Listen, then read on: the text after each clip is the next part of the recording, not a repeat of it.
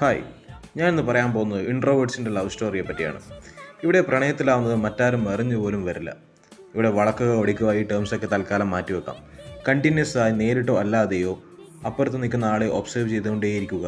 ഇങ്ങനെ ചെയ്യുന്നതിലൂടെ ഒരു ട്രസ്റ്റ് അവരിലൂടെ എടുക്കുക. സോഷ്യൽ എനർജി കുറവായ ഇൻട്രോവേർട്ടുകൾ ഉള്ള എനർജി പോലും നിങ്ങളെപ്പറ്റി ചിന്തിക്കാൻ മാറ്റിവെക്കുന്നുണ്ടെങ്കിൽ അവിടെ ഒരു സ്ട്രോങ് ആയിട്ടുള്ള അഫെക്ഷൻ ബിൽഡ് ചെയ്യുന്നതായിട്ട് കാണാൻ പറ്റും. ഇതിൻ്റെ അടുത്ത ഘട്ടം എന്ന് പറയുന്നത് ലവ് പുറത്ത് കാണിക്കലാണ്. ഇതുവരെ താൻ ഉള്ളിലൊളിപ്പിച്ച തൻ്റെ ആളെ പറ്റിയുള്ള തോട്ട്സ്, പേഴ്സണൽ സീക്രറ്റ്സ്, മറ്റു ഓർമ്മകളെല്ലാം വെളിവാക്കുന്നതായിട്ടും കാണാം. ഒരു ഇൻട്രോവേർട്ട് തൻ്റെ ആളിനെ പറ്റി ചിന്തിക്കുന്നതും നോക്കുന്നതും പ്രണയാർദ്രമായിരിക്കുന്നതും കൂടുതലായും അയാൾ തന്നെ ശ്രദ്ധിക്കാതിരിക്കുന്ന സമയത്തായിരിക്കും. അതുപോലെ നേരിട്ട് കമ്മ്യൂണിക്കേഷനേക്കാൾ കൂടുതൽ തുടക്കകാലത്ത് മെസ്സേജുകൾ വഴിയും കോളുകൾ വഴിയുമുള്ള കമ്മ്യൂണിക്കേഷനെ ഇൻട്രോവേർട്ടുകൾ ഇഷ്ടപ്പെടുന്നു.